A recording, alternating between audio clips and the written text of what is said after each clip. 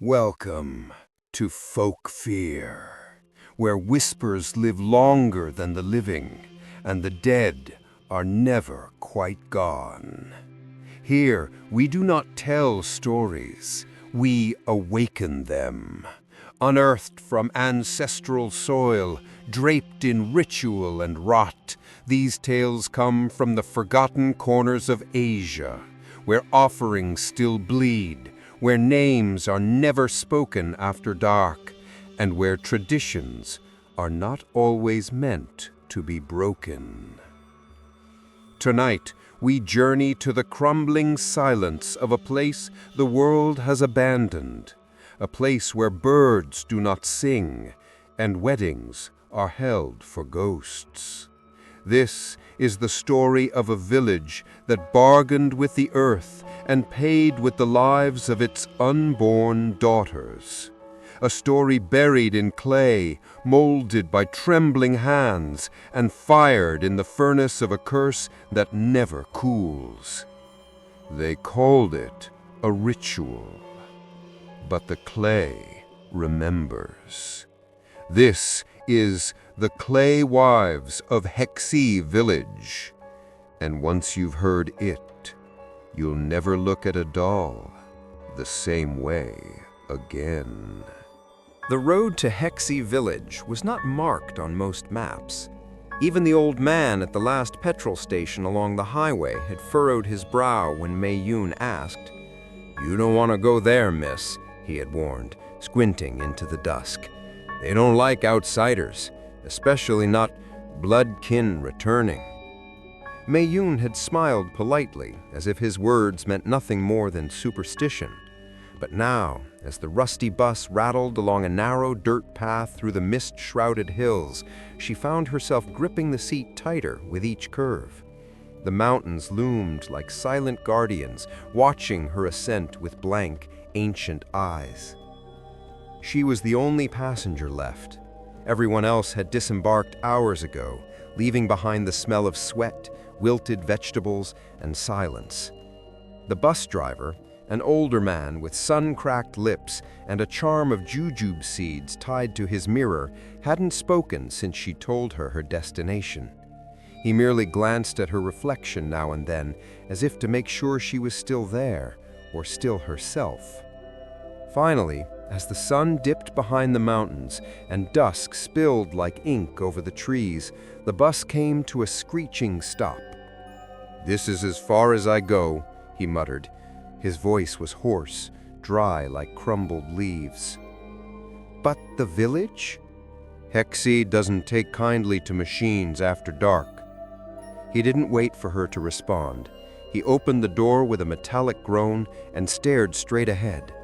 Mei Yun stepped off, suitcase in hand, as the doors hissed shut behind her. A moment later, the bus disappeared into the mist, the taillights vanishing like two dying embers.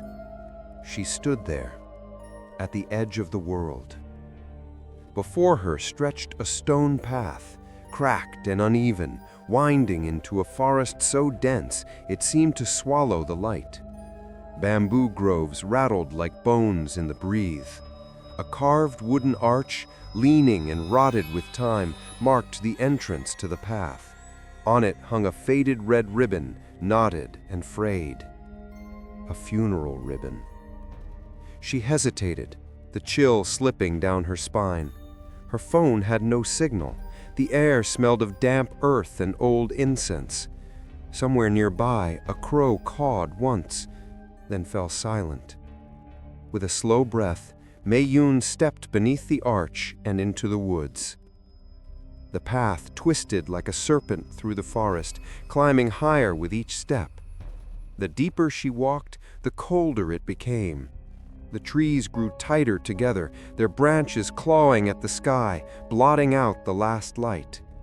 She walked for what felt like hours, the wheels of her suitcase sticking in the dirt, her breath visible in the growing cold.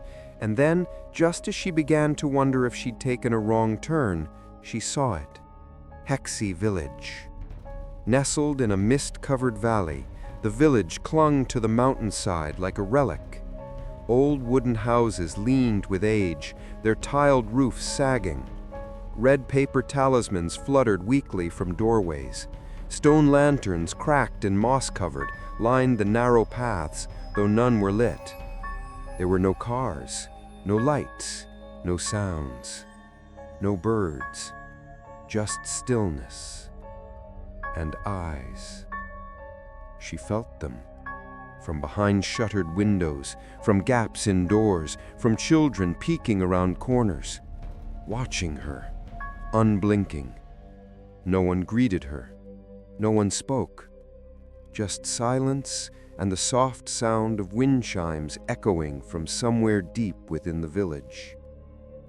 She remembered coming here once, long ago, when she was just a child. Her mother had dragged her away after only a few days. Meiyun barely remembered why. Now, 2 decades later, she had returned, summoned by a letter.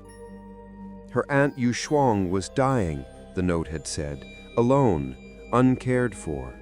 Meiyun was the last blood relative, the only one left to see her off. The path led her past a dried-up well. Around it, paper dolls had been tied to wooden stakes, their faces blank, their mouths sewn shut with red thread. One had fallen into the dust, and its head had cracked open. She didn't stop to look closer.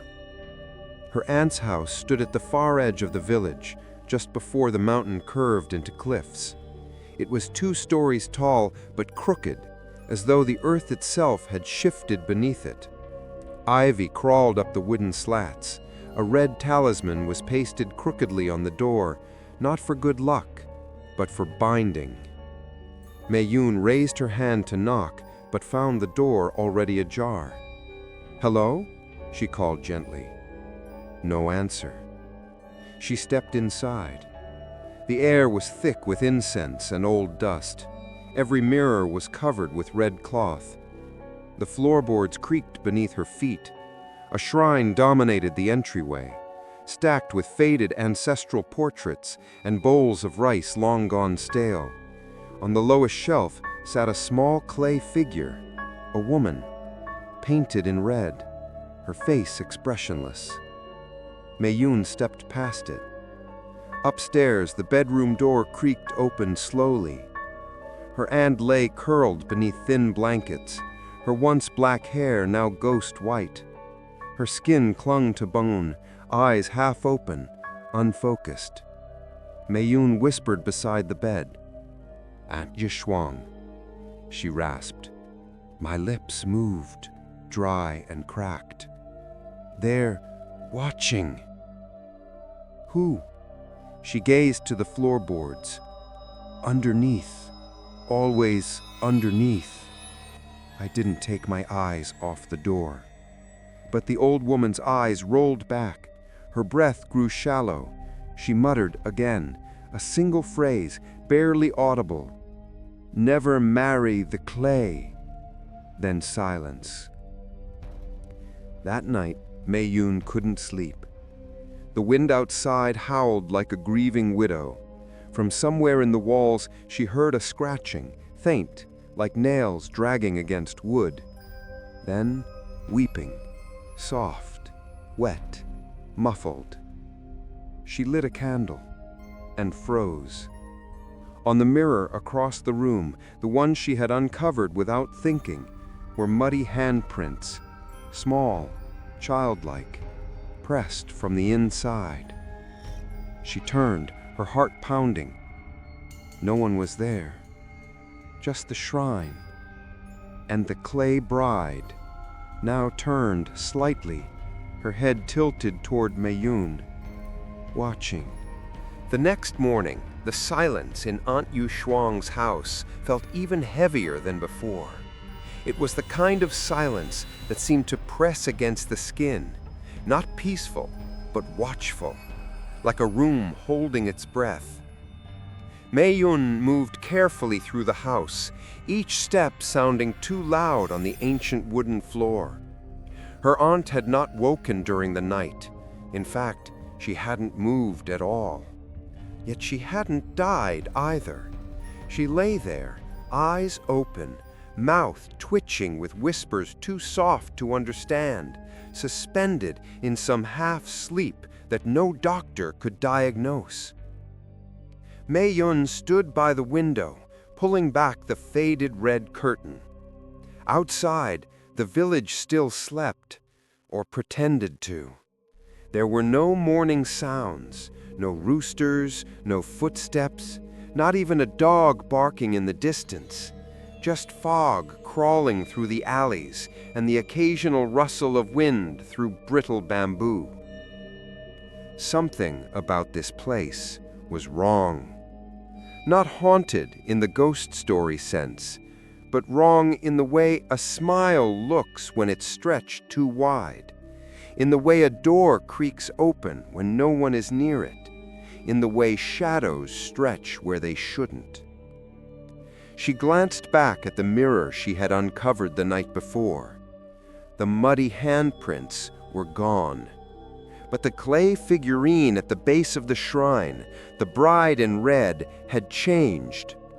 Her face, once blank and smooth, now bore a faint crack from the corner of one eye to her jaw, and her lips, once thin, now curved ever so slightly, almost like a smile.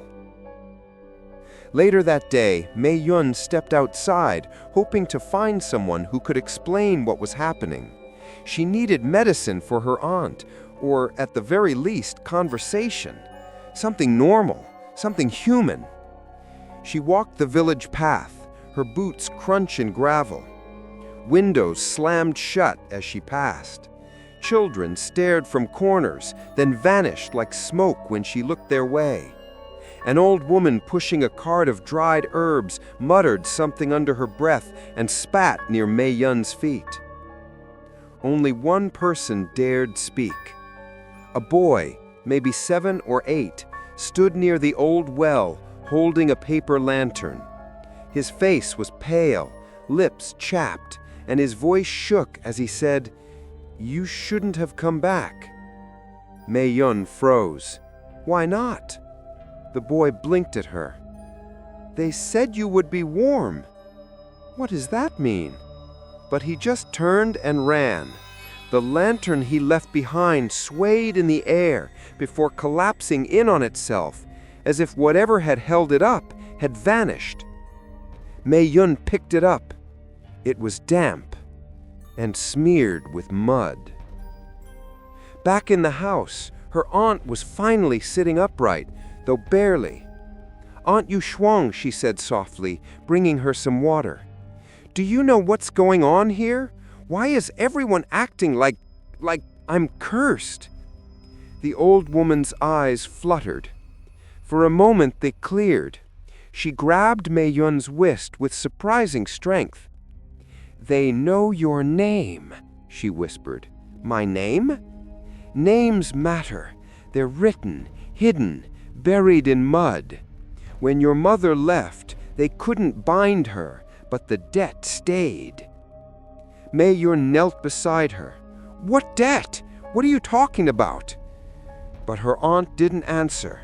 She began humming, low and trembling, a tune Mei-yun almost recognized from childhood, though it was warped now, minor in tone, off-key, like a lullaby for the dead. And then, still clutching Mei-yun's wrist, her aunt said something that made the candlelight flicker. "They sculpt the brides every 7th year to keep the earth from cracking open." Mei-yun stood in the kitchen, staring into an empty teacup. The words wouldn't leave her. Sculpt the brides. What did it mean? A folk tale? A metaphor? The villagers clearly believed it, or feared it enough to look at her like she was already halfway buried. Her phone still had no signal. The only functioning device in the house was a dusty radio that clicked on by itself sometimes, playing nothing but static, and, once, the sound of sobbing. She tried to distract herself, cleaned the shrine, swept the floor, But as she lifted the old woven rug in the sitting room, her stomach turned. Underneath were strange stains on the floorboards, brownish red, dried and thick smears, leading to the wall. She followed them. Behind the wall, hidden behind a sliding panel, was a small crawl space. She lit a candle and peered in. At the very back, nestled between broken bowls and old offerings, was another clay bride. This one was different. It was cracked in multiple places. Mud had dried in its eye sockets, and across its chest, in the dried clay, was etched a name: Lian Hua. She didn't recognize it, but something about the figure made her stomach churn, like it was watching her even without eyes. She reached for it, and the candle flickered out. That night, Mei Yun dreamed of being buried alive. Not in a coffin, not even in a grave, but standing upright in the earth. Her legs were sunk to the knees in thick, wet mud, her arms bound behind her with red silk, her face painted, her mouth forced into a smile. Around her, women in red stood in a circle, unmoving, brides, hundreds of them, some cracked, some bleeding, some whispering. They chanted her name over and over: Mei Yun, Mei Yun, Mei Yun. Then silence. One of the brides stepped forward. She had no eyes, just hollow sockets filled with black water. She lifted a finger and pressed it to Mei Yun's forehead. "You are warm, but not for long." Mei Yun awoke screaming. The next morning, she found her aunt dead, but not peacefully. She was curled in the corner of the room, not in bed, as if she had crawled there during the night. Her fingers were broken, her mouth was filled with mud, and on the wall beside her, written in trembling strokes of what looked like wet clay, were the words, "Don't let them shape you." The villagers didn't help bury Aunt Yu Shuang. They didn't offer condolences. They didn't bring food. They didn't even look at Mei Yun as she walked through the square, carrying the shroud-wrapped body on her back. They simply turned away. The path to the village cemetery wound behind a thicket of bamboo and ended at a series of crooked stone steps that climbed up the mountainside. At the top sat the ancestral shrine, a weather-worn structure of blackened wood and sagging beams, surrounded by rows of clay urns and cracked incense pots. Mei Yun paused there, staring at the shrine. She remembered it from childhood, but it had changed. Or perhaps it had always been like this, and she had simply forgotten the rot. Inside, the shrine smelled of old soil and something more pungent, like river mud and dried blood. Dust danced in the slanted light filtering through the wooden slats. 1,000 paper talismans were pinned to the ceiling, their ink faded, their prayers forgotten. And along the walls sat the brides. Clay brides, dozens of them, maybe more. Each figurine was around 2 feet tall, meticulously sculpted, dressed in miniature silk wedding robes, red, fraying, moth-eaten. Their hair was coiled in traditional bridal buns, adorned with black and jade combs, and their faces, each one was different. Some serene, some sorrowful, some terrified. But all were unmistakably human. Each one seemed to be based on a real woman, not stylized, not symbolic, not imagined, real faces frozen in clay. And in the center of the room sat a small stone pedestal, an altar scorched with ash, a place for offerings. A bowl still rested there, filled with congealed wax and dried red petals. It had not been touched in years. Mei-yun lowered her aunt's body beside the threshold, not daring to bring her inside. A strange voice inside her warned her, "The dead belong outside, only the bound belong here." She knelt, lit a stick of incense and whispered a prayer, not to the gods, not to her ancestors, but to herself. Let this be the end.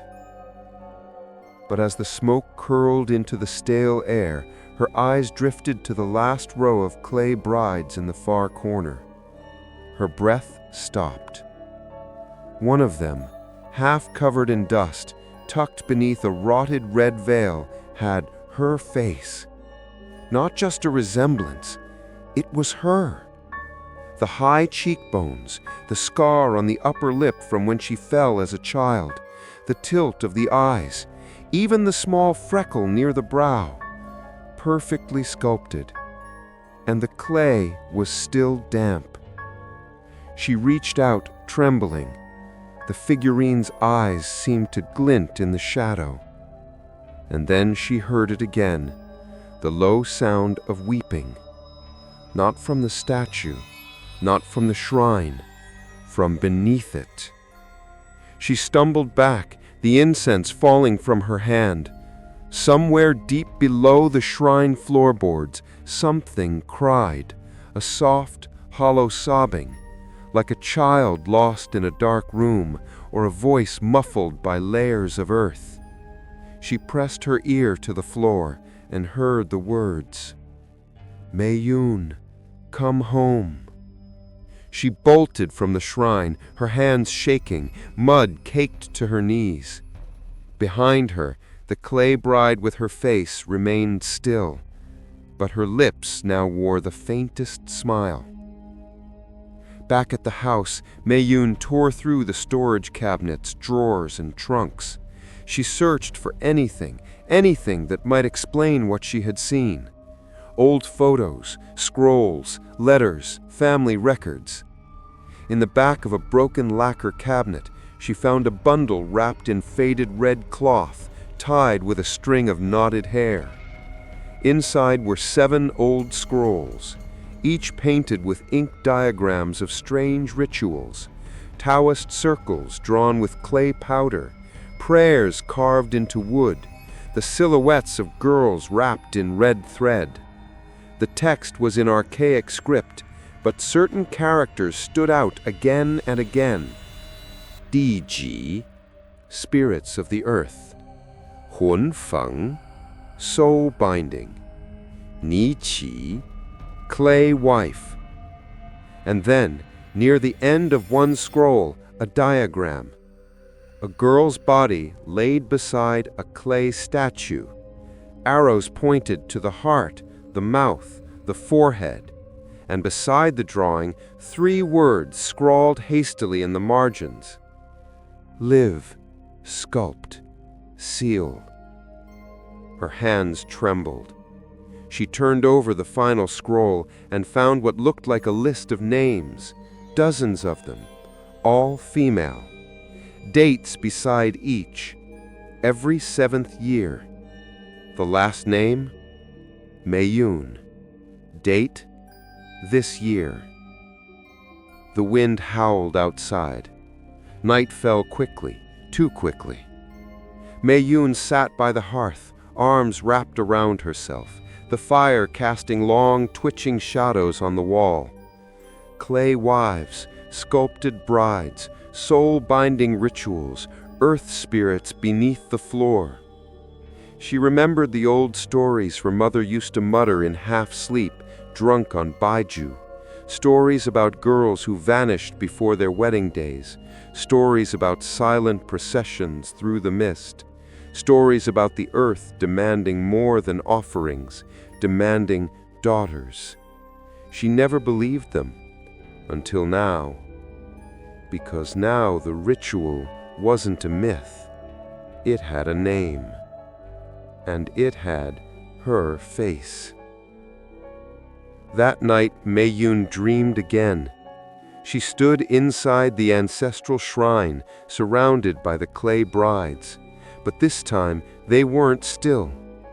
They moved, slowly, jerking, stiff, their limbs cracking, heads twitching, and one by one, they began to turn toward her. Mouths opening, voices rising, a chorus of whispers. Take your place, take your place, take your place. Then silence, and in front of her, a figure approached. It was herself, or not quite. It was the clay version, fully formed, fully alive, its eyes weeping mud, its hands reaching out.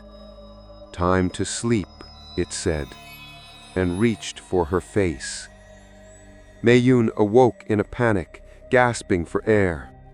The house was dark, and on the table by her bed sat the figurine, the one with her face soaked in river mud, its hands covered in red thread, its mouth slightly open, and inside it was a tooth, her own. She screamed.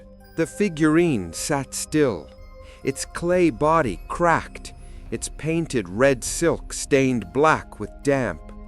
But its mouth, once sealed, now hung open just enough to show the sliver of a human molar resting on its tongue, like an offering. Mei-yun backed away, unable to breathe. She reached up with shaking fingers to her mouth.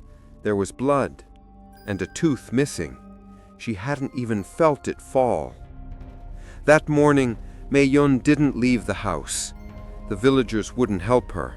They feared her now, or perhaps they always had, as though her return had been foretold, not welcomed.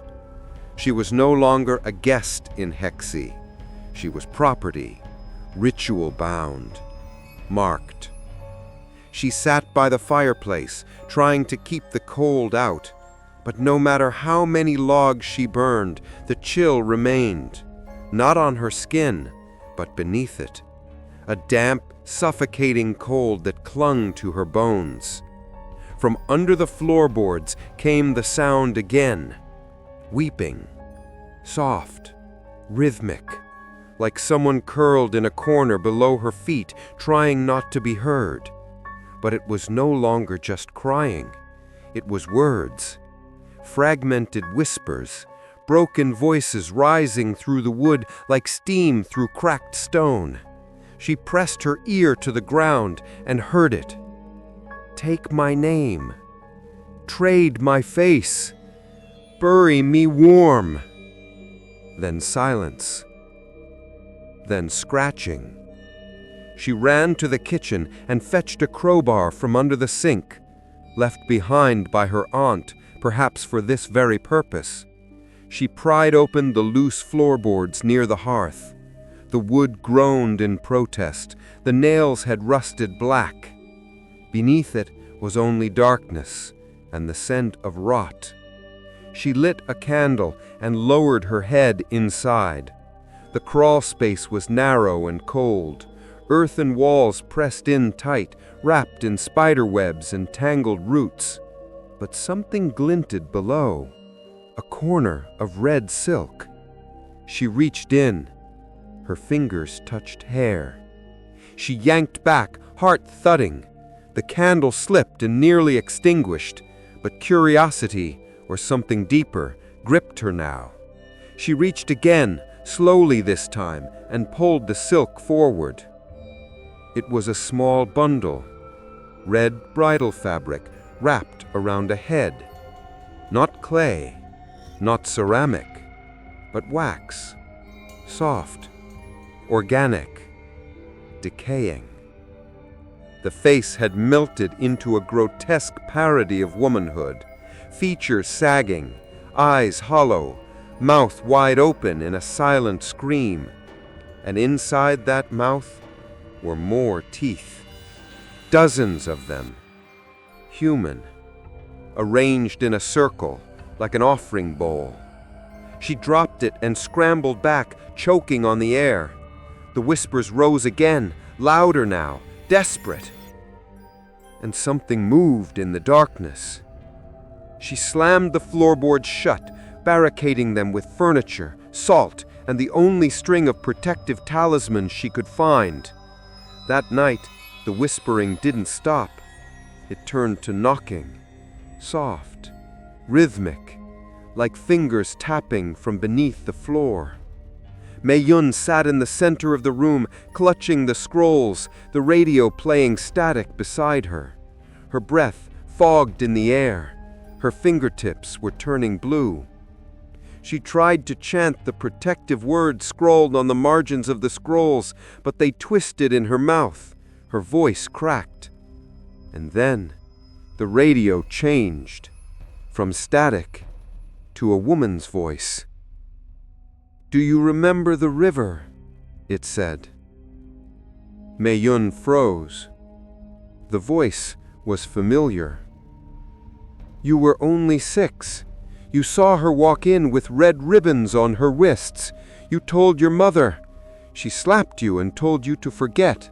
But you remembered, because the river—" The voice glitched. "Never forgets a bride." The radio sparked and died. Outside, bells began to chime, but no wind blew. Mei-yun opened the old family chest near the shrine. Inside were dozens of red veils, each marked with a different name sewn in gold thread. Beneath them, old photographs, faded to sepia, their faces scratched out. Except one.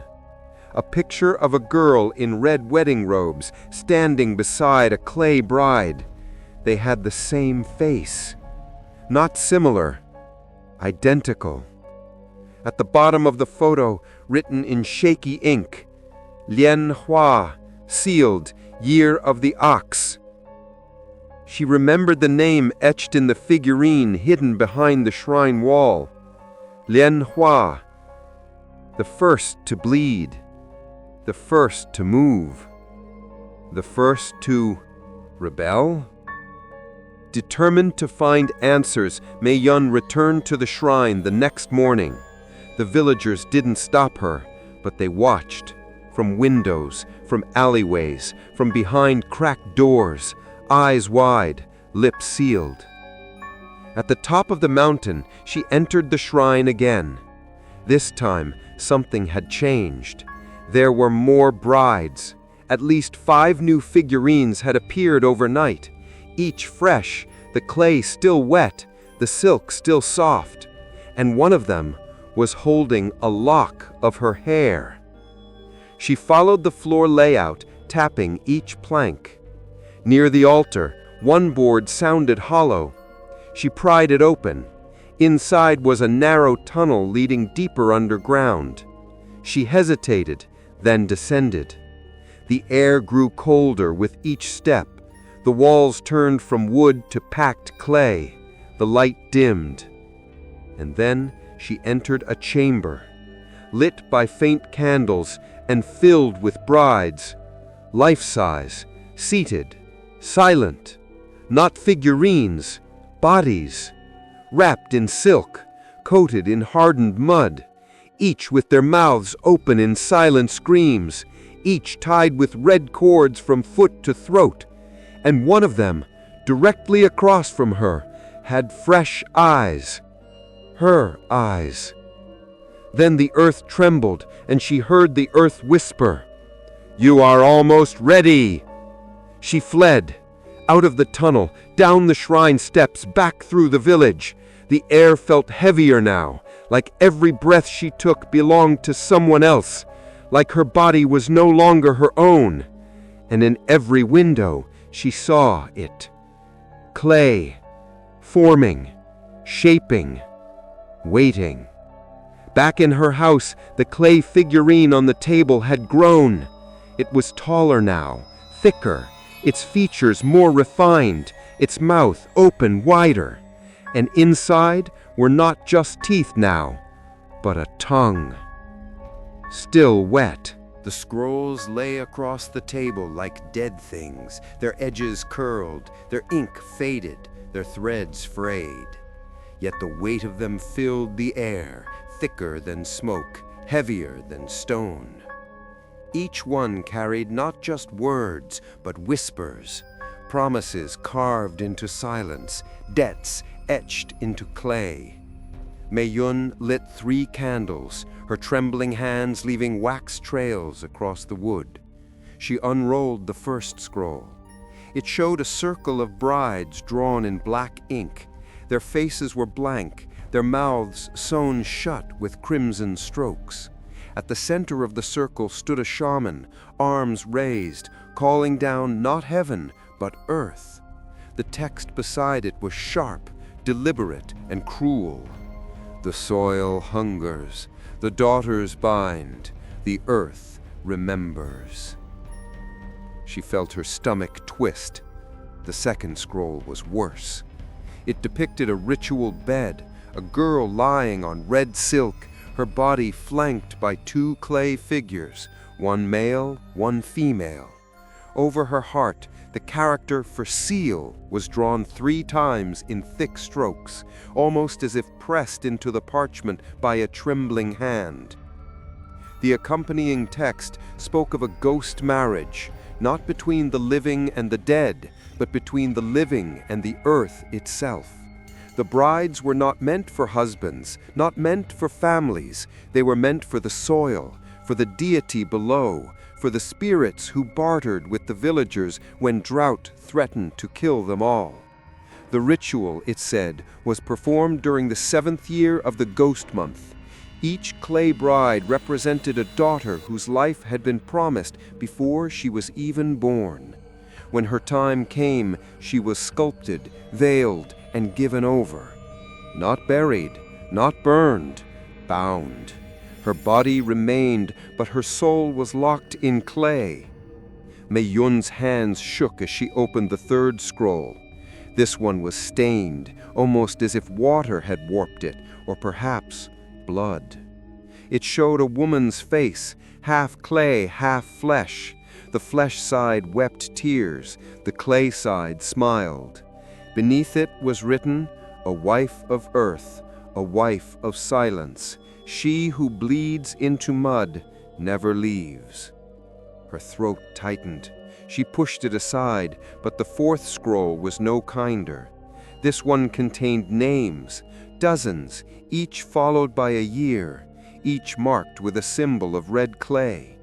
She recognized some of the family names, old neighbors, forgotten cousins, women she vaguely remembered her mother mentioning, but who had moved away or died young. The last name froze her. Mei-yun. This year's date inked in black. Her hand slipped, the candle nearly toppling onto the parchment. It had been written before she was born. Her fate had never been hers. She stumbled back, clutching the scrolls to her chest. Her aunt's voice came back to her. "They know your name. They've always known." Mei-yun thought of her mother, the woman who had fled this village with her unborn child, carrying the curse like contraband.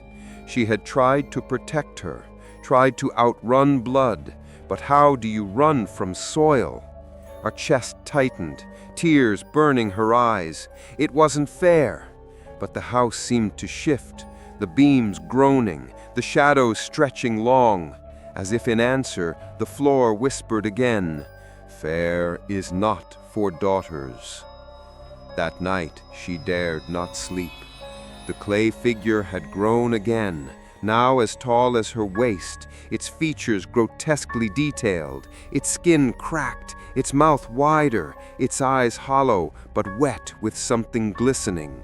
Its hands rested on the table, fingers tipped with mud that hadn't dried. She lit more candles. She surrounded herself with salt. She clutched the scrolls and read them aloud in a whisper, desperate for some clue of salvation. And in the margins of the 6th scroll, she found something, a prayer, not of binding, but of breaking. It was incomplete, the ink faded, words missing. but she could piece together fragments. Blood of kin, name unspoken, clay returned to river, seal undone when mouth breaks open. Her heart thudded, a ritual of release, a way to break the cycle. But before hope could take root, she heard the chimes outside. Not the gentle sway of wind bells, but the sharp, deliberate clang of metal struck by hand. The villagers, calling, gathering, for her. She snuffed the candles and peered through the cracks in the window. Lanterns glowed red in the mist. Figures moved in silence down the street, carrying banners of black cloth. At the front of the procession walked the blind sculptor woman she had seen once before, her withered hands clutching a staff wrapped in silk. Behind her, the villagers carried something draped in red. Mei-yun's blood froze. It was a half-finished clay bride, its face still soft, its body still wet, and it wore her scar. She pressed her back to the wall, her breath shallow, heart pounding. The villagers passed her house, chanting under their breath. She couldn't catch the words, but the rhythm was unmistakable. One for soil, one for blood, one for silence, one for flood. The sound grew fainter as they carried the clay form up the mountain path toward the shrine. But Mei-yun knew what it meant. They were finishing the ritual, finishing her. She turned back to the table, to the scroll of broken release. Her only chance was there, hidden in the faded ink. But to complete it, she would need something dangerous, something forbidden. She would need to touch the clay bride that bore her face and break it. That night, she dreamed again. She was standing in the shrine. The brides lined the walls, their faces turned toward her. But this time, one moved forward. Not Lian Hua, not an ancient face, but herself. The clay bride reached out, lips parting, voice trembling. "If you break me, you break us all." Mud poured from her mouth, filling the shrine, drowning the incense, burying her feet.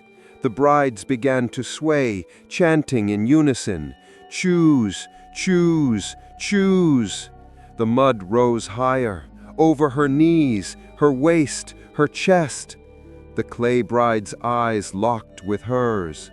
Better to damn one village than to bury forever.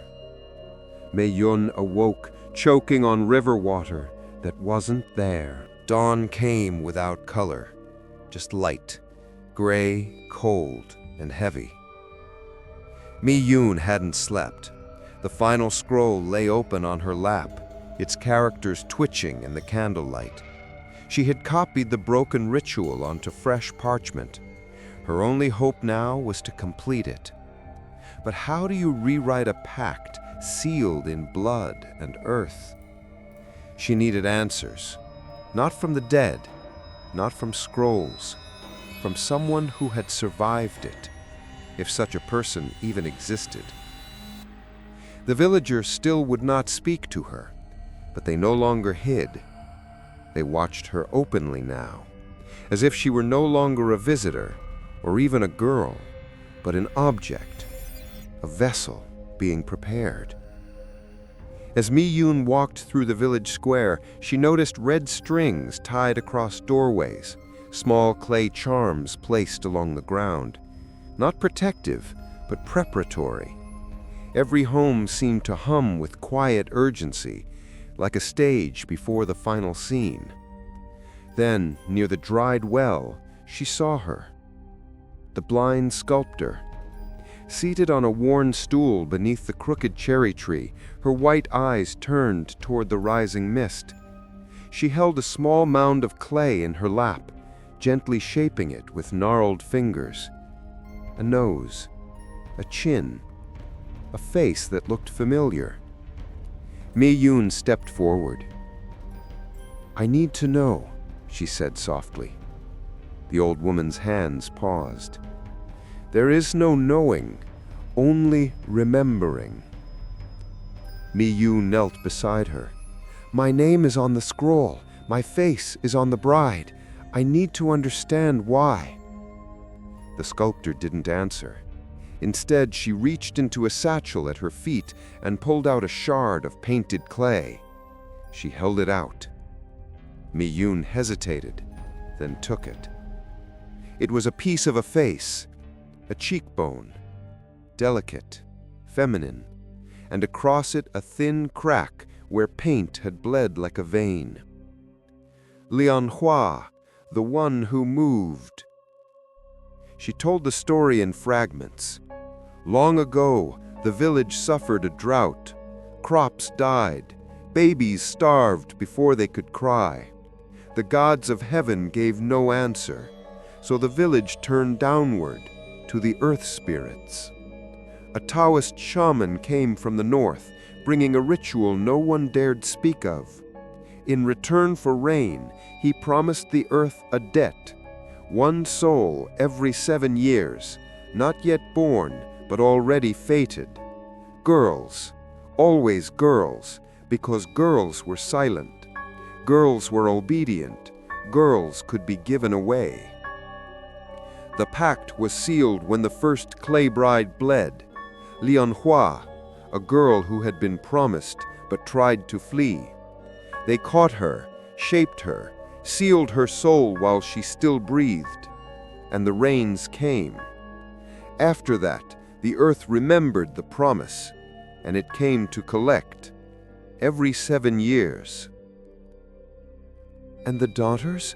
Did they all agree? The sculptor chuckled, a sound like cracking bone. Daughters don't agree. They inherit. Mi-Yun held the shard tighter. What if someone breaks the pact? The sculptor stopped shaping. No one ever has. But what if they do? Silence. Then, slowly, the woman turned her milky gaze toward her. If you break it, the earth breaks with you. That night, Mi-Yun returned home with mud on her shoes and the shard of Lianhua wrapped in cloth. The clay figure had grown again, now life-size, sitting upright in the corner of the room, hands resting on its knees, head tilted ever so slightly toward her, as if waiting. Its mouth had closed, but its chest now bore a new mark, carved deep into the clay. Almost. She placed the shard of Lianhua on the table and opened the copied ritual. She had enough of the components: a name written in ancestral blood, a piece of the first bride, a vessel unfinished, a voice unbound. But the final piece was the most dangerous. The pact breaker, the daughter who dares to refuse.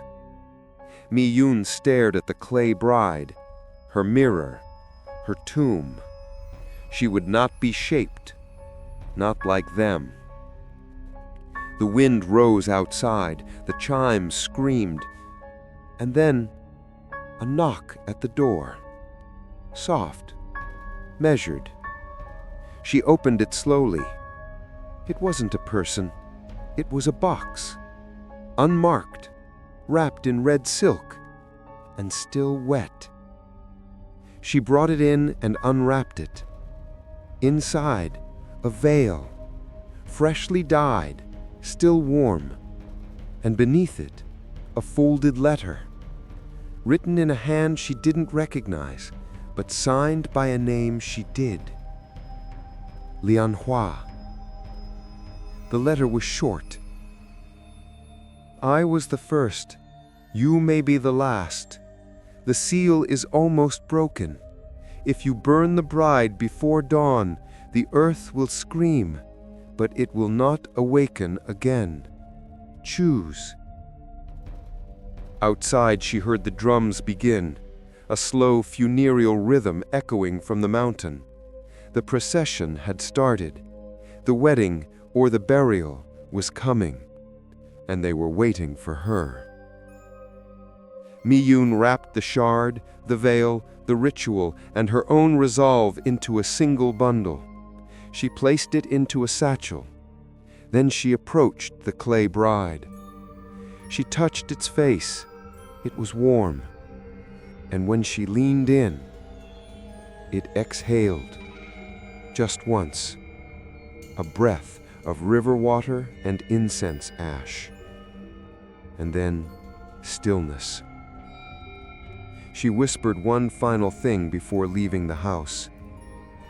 "I am not yours." And the bride smiled.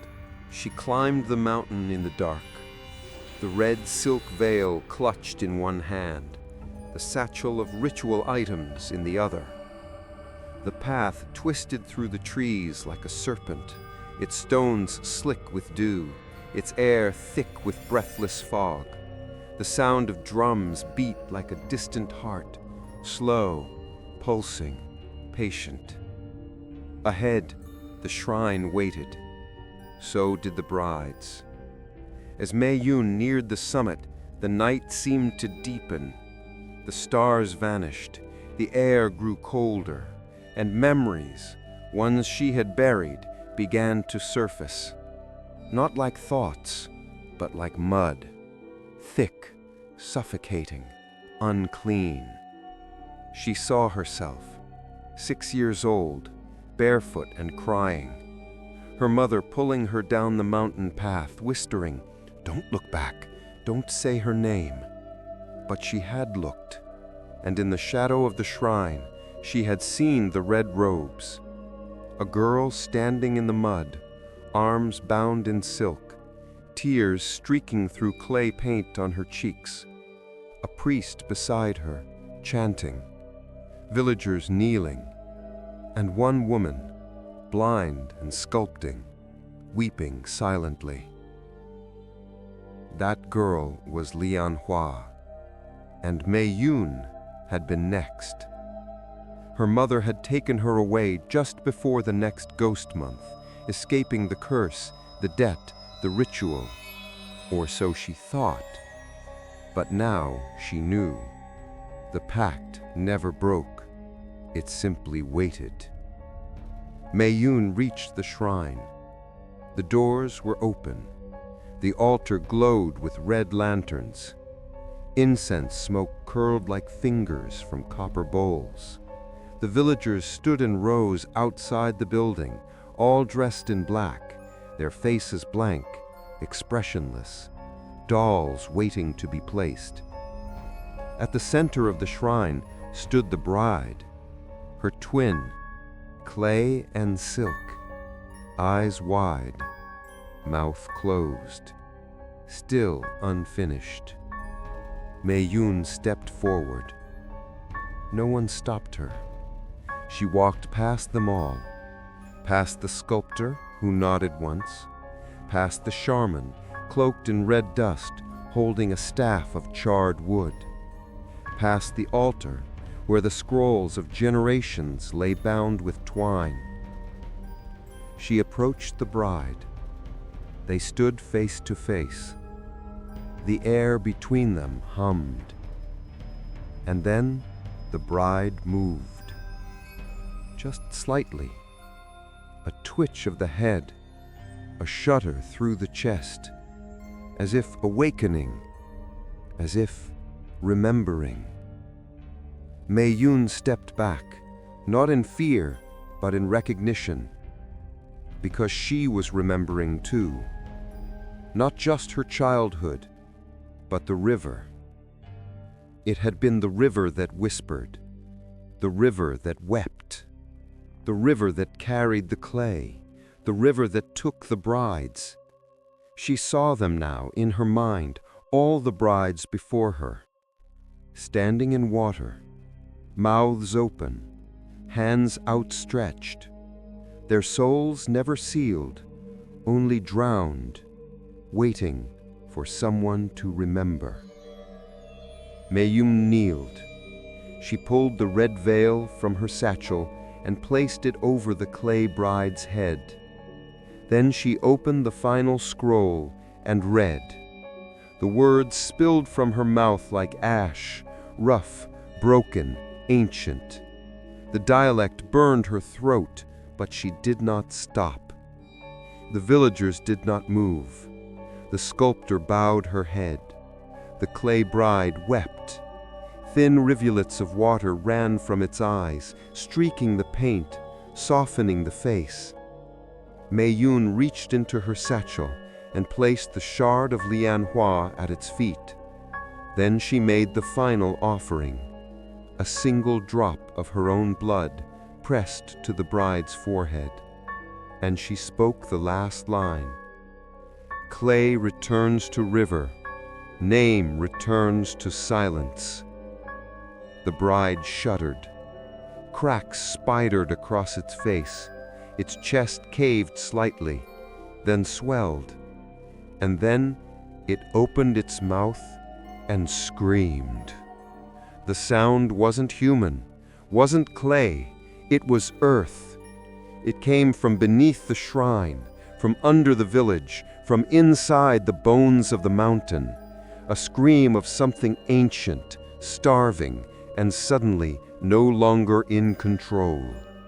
The villagers fell to their knees. The lanterns burst, the drums silenced, and the shrine trembled. The bride collapsed, shattered into wet clay, steaming in the cold air. The spell was broken. But something else had awakened.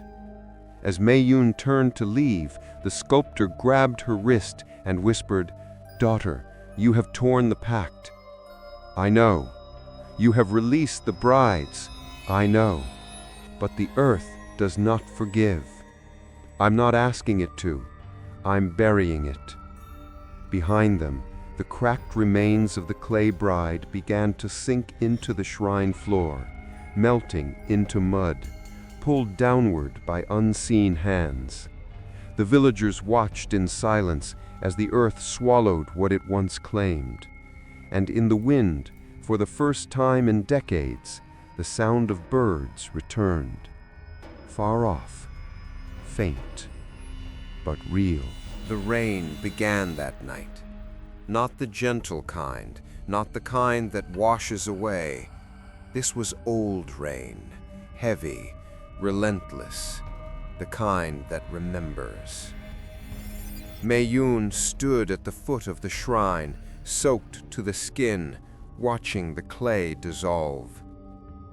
The red silk veil clung to her hands like second skin, dripping with river water. The earth beneath her churned, soft, alive, restless. Behind her, the villagers had dispersed, not with panic, but with resignation. They knew something had shifted, something sacred, something forbidden. But no one spoke it aloud. They didn't have to.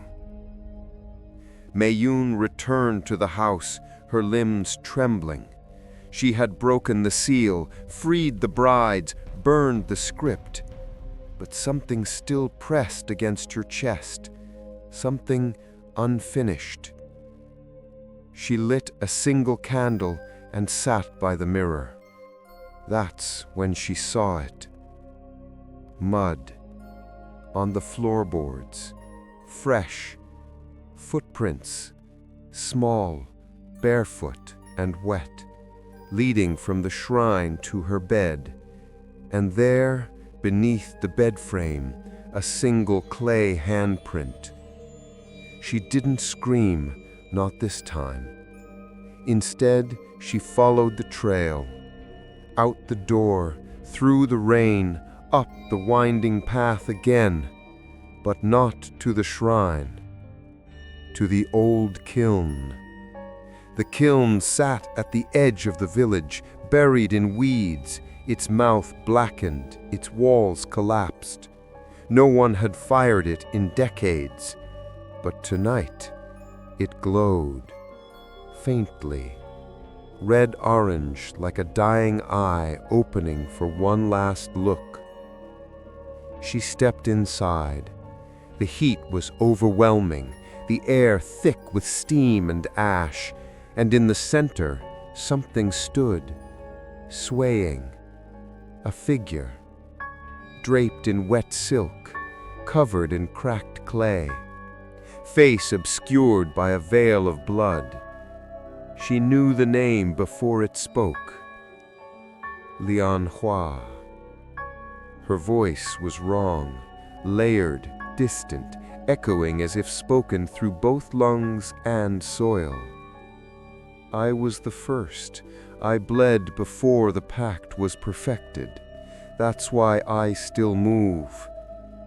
Mei Yun stepped closer. You tried to run. I did, but my soul was caught before my body died. That's why I still move. Why me? Mei Yun whispered. Lian Hua lifted her head. Her face was grotesque, half sculpted, half real, her eye sockets hollow and leaking mud. Because you were almost the last, and the last must decide what to do with us. Behind her, the kiln's walls pulsed with heat. Faces appeared in the smoke. Women, brides, hundreds of them. Some weeping, some screaming, some silent, all trapped. Lian Hua reached toward Mei Yun with a hand that cracked as it moved. You freed us from the shrine, but we're still in the earth, in the bones of the mountain.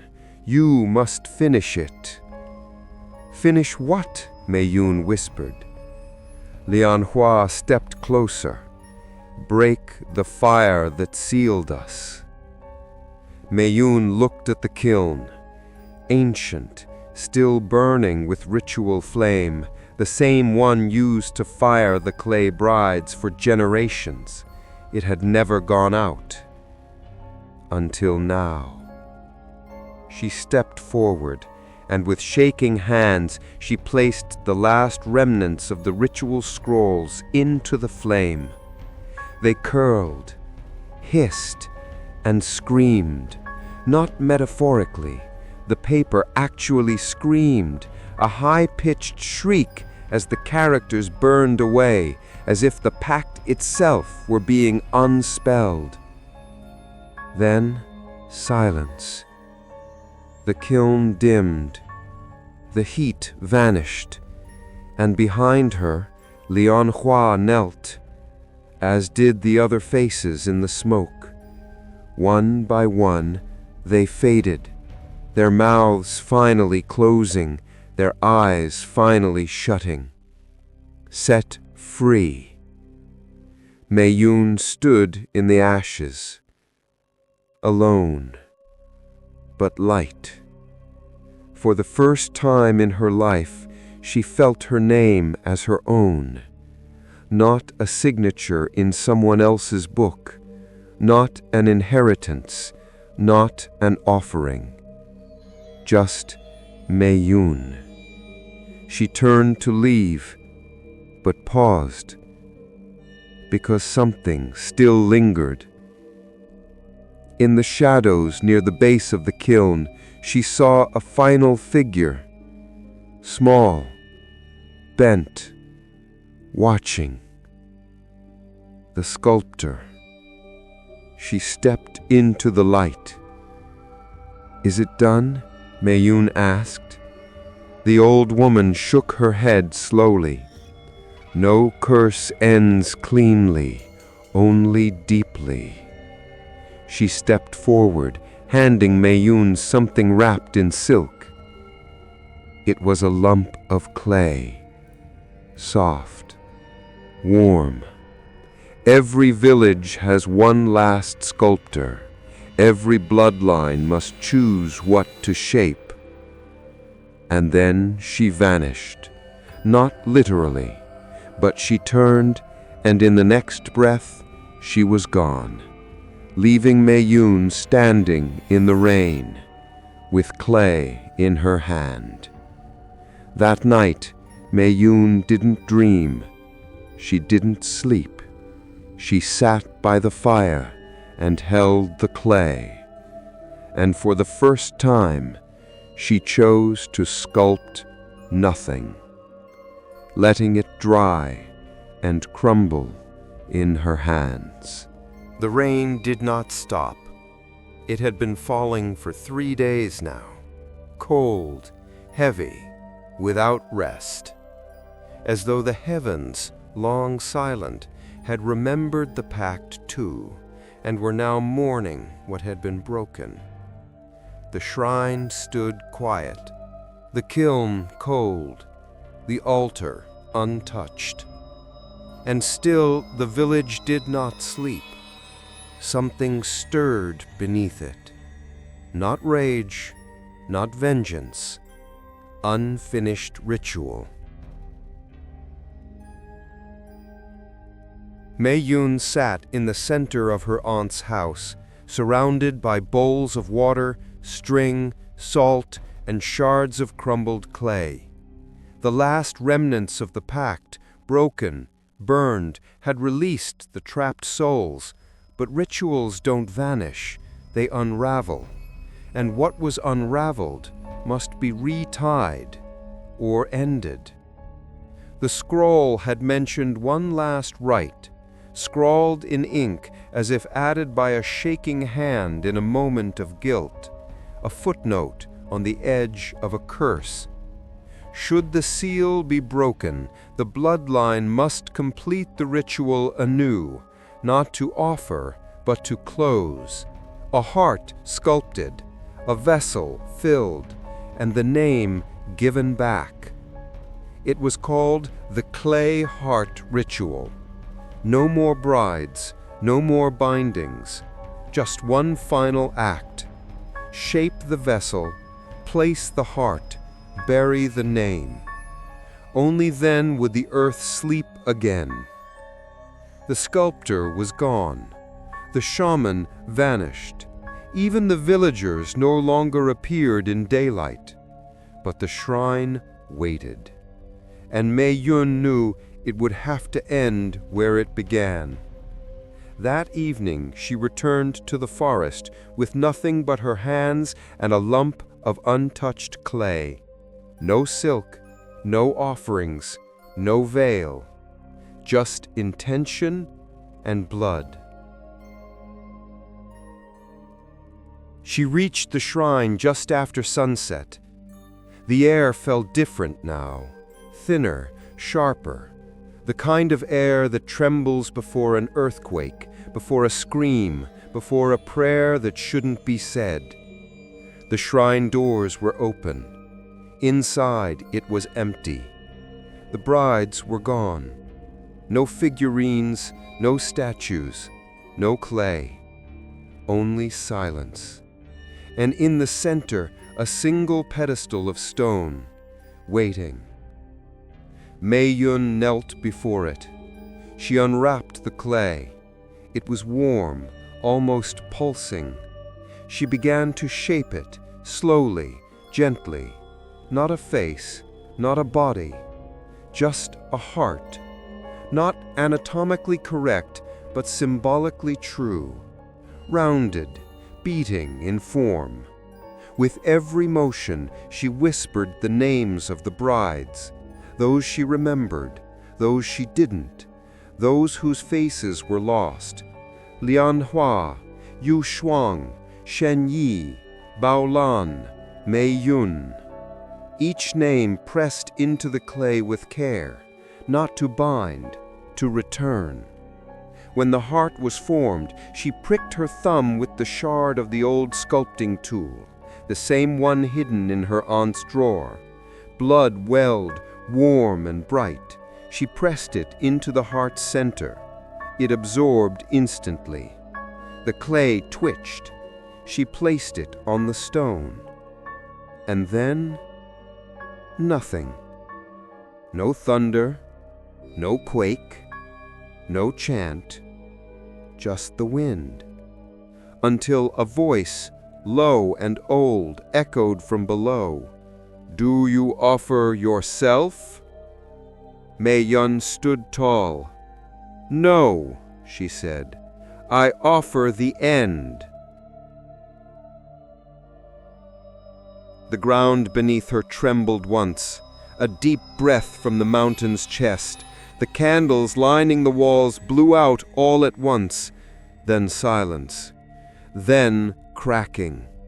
The pedestal cracked in two. The clay heart sank between the halves, swallowed not violently, but gently, like earth taking back what was stolen. And with it went the names. Every one of them. Erased. Not forgotten, not damned, just returned. The shrine collapsed. Not in ruin, but in relief. The roof sagged, the walls sighed, the altar turned to dust, and from the broken floor wildflowers began to grow, bright, red, unseen in the village for decades. Mei Yun walked down the mountain as the first rays of true sunlight broke through the mist. The rain had stopped. Not paused, stopped. She passed the villagers in the square. They bowed their heads as she passed, not in reverence, but in apology. They had never spoken her name. They had always feared it, but now she wore it like armor. She did not stay. There was nothing left to stay for. The house, the shrine, the kiln, all would be reclaimed by time, and the pact by silence. But before she left, she buried the last piece of clay in the center of the square and carved 3 words into the stone above it. No more brides. It should have ended there. The shrine broken, the names returned, the pact undone. But curses, Mei Yun had learned, do not die in fire or fade in water. They linger in silence, in dust, in the footsteps that echo long after the procession is gone. And Hexi was not finished with her. 3 days after the ritual, the air changed again. The fog returned, not soft, but heavy. It rolled in like a tide, coating the village in silence. The birds stopped singing, and in the early morning hours, Mei Yun awoke to the sound of drums, not from the shrine, not from any living hands, but beneath. She stepped outside. The mist coiled around her ankles like grasping fingers. Then she saw them, figures, marching slowly through the village, their robes red, their heads bowed. A wedding procession, but wrong, too quiet, too slow, too ancient. The bride at the center wore no veil. She wore Mei Yun's face. This was no haunting, no hallucination. It was the echo of a ritual denied, a memory the village had never been allowed to forget. And now, with the seal broken, it was bleeding into the world. She followed the procession, barefoot, through the village square, past shuttered homes, past the well choked with vines. The villagers did not stop her. They were nowhere to be seen. Only the procession remained, and it was heading toward the river. She had not returned to the river since she was a child, not since that day she and her mother had fled. But now it called her back, not with words, but with rhythm. The drums, the footsteps, the weeping. When she arrived, the river had risen, swollen from days of rain, but unmoving, like glass. The procession halted at the edge. The bride turned. Her face was Mei Yun's. Not clay, not carved. Flesh, alive. And her eyes were pleading. Then one by one, The others began to enter the water, silently, gravely, dozens of brides. Their bodies didn't splash, they simply sank, as if they belonged there, as if they were returning. Mei Yun stepped forward. The bride with her face remained, still, waiting. The final offering, or the final witness. Mei Yun stepped into the river. The cold clutched her bones, but she did not falter. The bride reached out, and Mei Yun took her hand. It was warm, human, and trembling. "Who are you?" Mei Yun asked. The bride spoke with her voice, her true voice. "I am who you would have become." "Why are you here?" "Because you denied me, and in doing so, freed me." The bride leaned forward, whispered in Mei Yun's ear, "You were never meant to die in clay, but you were always meant to return." With that, she stepped backward, into the river, and vanished. Mei Yun stood alone in the water. The fog lifted, the procession was gone. No trace remained, no footprints, no silk, not even ripples. Only the river, still and free. She stepped out, dripping and breathless, and behind her, the first bird called out again. A single note, sharp, final, like the end of a song that had taken generations to reach its last chord. She returned to the village, and this time, the people stood waiting. The sculptor, the children, the women, the men, all silent, and one by one they bowed, not in worship, not in fear, but in gratitude.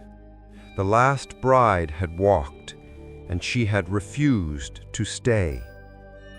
Mei Yun nodded once and walked past them all, back to the house, back to herself. The village felt quieter now. Not the same silence as before, not the silence of fear, of things unsaid. This was the silence that follows release. The hush after a scream, the breath held just before tears fall. A stillness that feels earned. But peace, Mei Yun had learned, is not the same as freedom. Some things let go, others wait. And one of them was waiting in her house. She returned that evening, her feet sore, her body cold from the river. She lit a candle and stepped inside. Everything looked the same, but the air, it felt different, heavier, thicker, like someone else was breathing in the room with her. The clay figure was back. She had left it unfinished, a half-shaped bride, little more than a torso, a head and hollow eyes. But now, it was complete, fully formed, sitting at her kitchen table, wearing her mother's dress. Mei Yun didn't move, didn't scream. She only stared. The figure was flawless, its skin smooth, its posture elegant, a strange fusion of artistry and life. And its face was not hers. Not anymore. It was older, wiser, worn with grief and knowledge, and beneath the clay surface she thought she saw something twitch, something pulse. She took one slow step forward. The bride did not move. Another step, another, and then its eyes opened. Not all at once, not like a puppet, but slowly, blinking, alive. It exhaled, and the breath came out like river mist, damp and cold. Then it spoke. "Do you know who I am?" The voice was soft, not menacing, not cruel, but tired, ancient. Mei-yun swallowed. "You're not me." "No, not anymore." "Then who are you?" The bride tilted her head. "I am everything left behind, every daughter who went quietly, every silence you never heard, every mouth that opened only once to scream and was sealed." She stood slowly. The clay cracked at her joints, not violently, but naturally, like old branches shifting after years of stillness. "I am the last, but I am not your enemy." Mei-yun took a breath. Her hands trembled. "Then why are you here?" The bride looked at her, and for the first time she saw it. The sorrow. Not malevolence, not hunger. Grief. She said, "You freed the souls, but not the shape, not the idea. The mold remains." "You mean the ritual?" "I mean the expectation, the sacrifice, the way this village looked at girls as things to give, to quiet, to disappear." Her voice cracked. "You shattered the altar, but the memory still lives, in the soil, in the stories, in the breath of the people who still watch their daughters grow and wonder what they'll have to pay." Mei-yun lowered her eyes. She understood. She had been shaped too, not in clay, but in fear. Even her defiance was molded by the ritual she had resisted. The curse had lived not only in the ground, but in her. "So what do I do?" she whispered. The bride stepped forward. "Shape something new." Then she reached out and placed a hand on Mei-yun's chest. The clay was warm and pulsing. She pressed harder, and Mei-yun gasped because something passed between them, not pain, not memory, but weight. And suddenly she understood. The final ritual had not been to destroy the bride. It had been to awaken her, to become her, but not as sacrifice, as sentinel.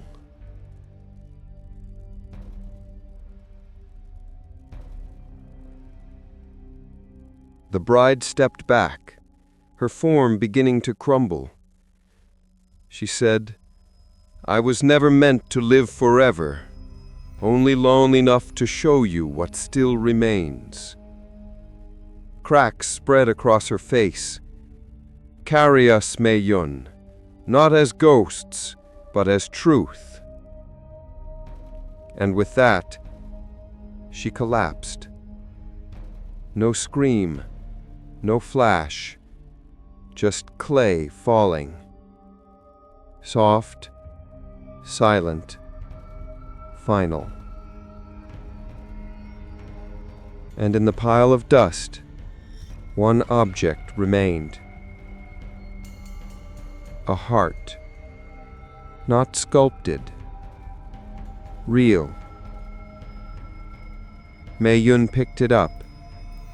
It beat once in her hands and went still. but it was warm. She buried it beneath the house, wrapped in her mother's dress.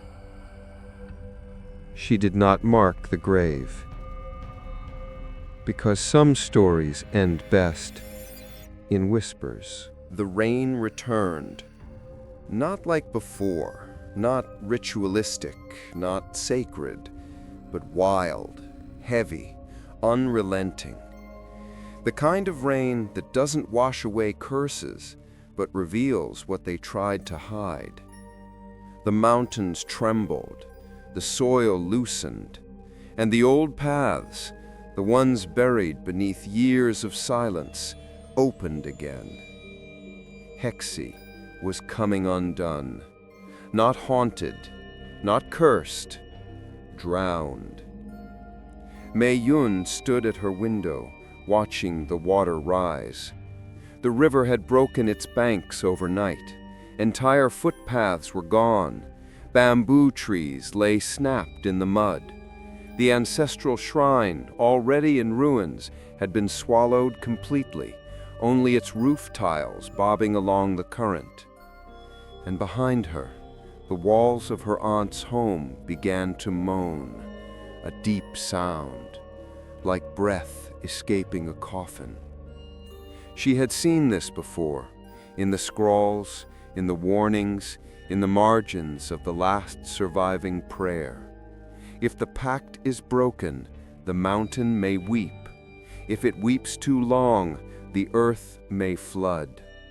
It had always been a risk, a final cost. Rituals don't break cleanly. They snap like a bone. And when they do, everything built upon them begins to fall.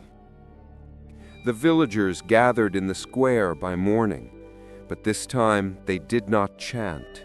They did not carry veils or idols.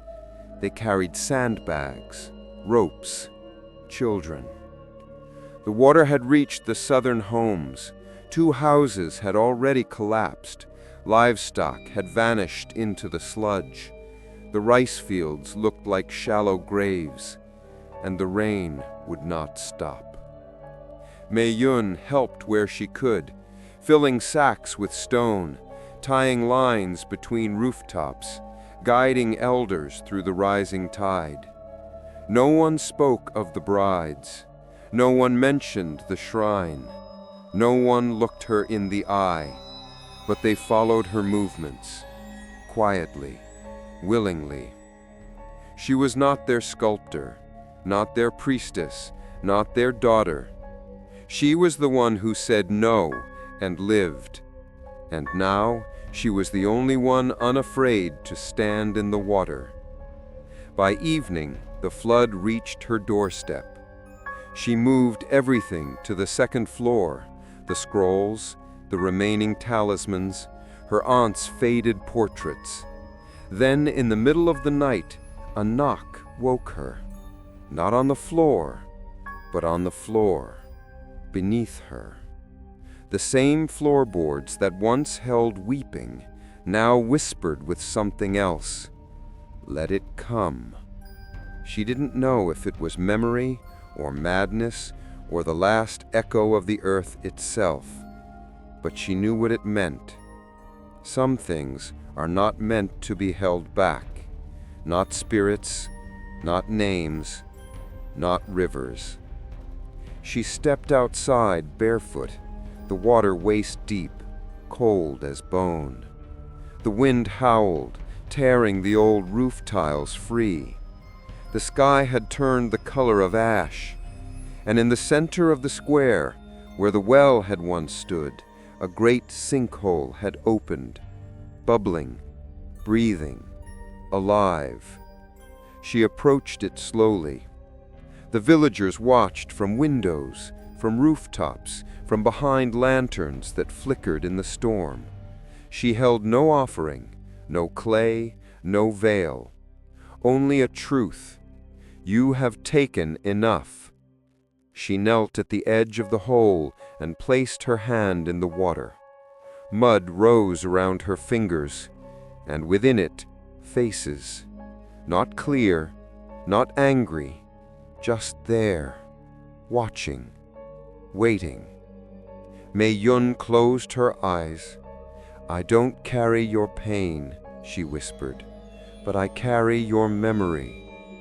The wind stopped, the rain slowed, and from beneath her hand, a pulse, one heartbeat, then stillness. She stood, walked back to the house, and the hole began to fill, not with blood, not with clay, but with flowers, red blossoms, floating, blooming through the floodwater. By morning, the river had receded. The square was soft and broken, but intact. The houses stood, the shrine was gone, and the villagers, they came out one by one, not to cheer, not to bow, but to kneel in the mud and plant. Not idols, not brides, seeds. In the weeks that followed the flood, Hexi changed. The rain stopped, the earth hardened, the sky opened, but the village remained quiet, not with fear, not with mourning, with rebuilding. Homes were repaired, bridges restored. The riverbank was fortified with stone, not prayer. The shrine was never rebuilt, the kiln never relit, and no one sculpted brides anymore. Mei-yun stayed, not as a caretaker, not as a savior, not as the last girl promised to the earth. She stayed because there was no one left to tell the stories, and someone had to remember. Each morning she walked through the square barefoot, sleeves rolled up, hair damp from the mist. Children followed her at a distance, whispering stories about how she had talked to the river, how she had broken the clay woman, how she had bled into the earth and it had listened. They watched her plant things, ginger, jasmine, mint, and magnolia. Not for sale, not for trade, for memory. One morning, she found something strange near the edge of the ruined kiln. A small block of clay, still moist, wrapped in red thread, untouched, waiting.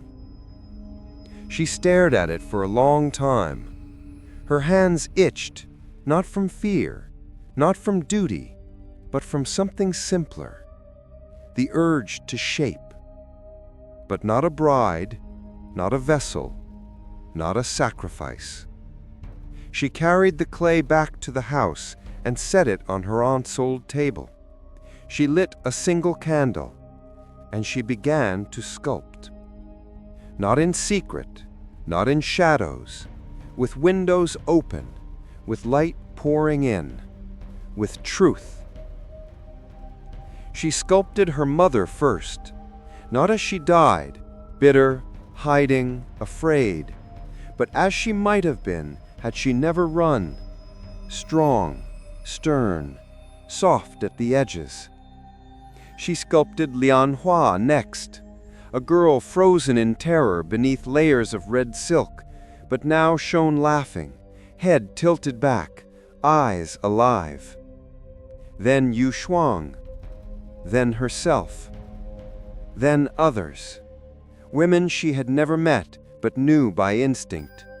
Women lost to ritual, to silence, to history. Each sculpture small, simple, no paint, no thread, just faces rising from earth. Word spread. Children came to watch, then elders, then neighbors. No one dared interrupt her. No one offered clay or asked for brides. They just watched as the last sculptor, not chosen but awakened, reclaimed the craft from curse. One day, the old woman returned, the blind sculptor, her hair whiter than Mei-yun remembered, her steps slower. She stood beside Mayun's table, fingers trailing the curves of a sculpture. "You didn't shape them to bind," she said. "No," I replied. "I shaped them to be seen."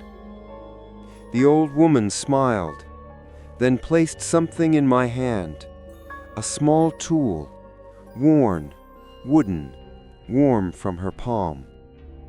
"It's yours now," she said, and left. I didn't use the tool right away. I kept it on the altar where the clay bride once sat, where talismans once hung, where names were once whispered with fear. Now it held only figures, silent, still, alive in the way only memory can be. One evening, as the sun dropped behind the mountain, I stood outside watching lanterns float on the river. No names were written on them, no prayers attached. They simply drifted, gently, light touching water. And in that moment, I understood. The curse had never lived in the clay. It had lived in the shaping, in the hands that made women into objects, brides, offerings, mouths too afraid to scream. Now the shaping was mine, and I would make no more brides, only stories. That night, I sculpted my final figure. It was myself, but not in fear, not in silence, smiling, and for once, eyes open. Time passed, seasons shifted. The mountain breathed again, and Hexi faded from the maps once more. Visitors stopped coming, not because they were warned away, but because nothing called them in. No rumors, no ghosts, no signs. Just a quiet, forgotten village beneath old trees, where the mist clung to the ground and the wind whispered no names. But if you follow the river upstream, past the broken shrine stones and the collapsed kiln, past the moss-covered lanterns and the field where jasmine now grows wild, you'll find it. A small clearing, half swallowed by roots, and there, on a low stone pedestal, sits a single clay bride. She's not dressed in silk, no veil, no thread, no blood. She is bare, simple, smooth, unpainted, but perfect. And if you look closely, she is watching, not with fear, not with hunger, but with knowing. Her eyes do not beg, they do not plead, they witness, as if to say, "I remember you, even if you've forgotten me." The villagers never go near her, not out of fear, out of reverence. They say she was made by a girl who ended the rain, a girl who cracked the pact, a girl who shaped memory instead of obedience. They say her name was Mei-yun, but no one speaks it too loudly. Not out of fear, out of love. And the bride? She stays the same, season after season, rain after rain, unmoved by time. Because she is not a warning. She is a witness to every girl taken, to every woman silenced, to every mouth filled with river mud and sealed before it could scream. She watches, so they don't have to. And some nights, when the moon is high and the wind is warm, children sneak into the clearing. They sit at her feet, and they tell her stories of who they are, who they want to be, and what they are no longer afraid of. And the bride? She never speaks, but they swear she listens. And maybe, just maybe, she smiles.